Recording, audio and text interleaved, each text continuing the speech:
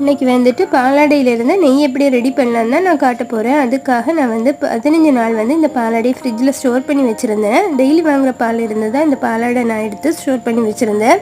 இப்போ அதை ஒரு நான்ஸ்டிக் பேனில் சேர்த்துட்டு லோ ஃப்ளேமில் வச்சு நான் காய்ச்சி எடுக்க போகிறேன்.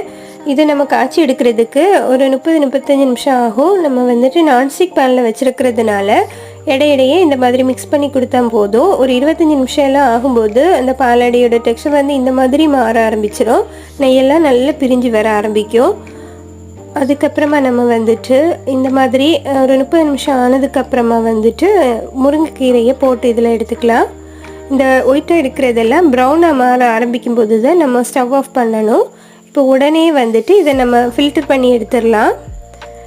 இப்போ மறுநாள் வந்து நம்ம பார்த்தோன்னா நல்ல மணலான நெய் வந்து நமக்கு கிடைக்கும். இதோட ஃபுல் வீடியோ லிங்க் வந்து நான் கீழே கொடுக்குற டிஸ்கிரிப்ஷனில் செக் பண்ணி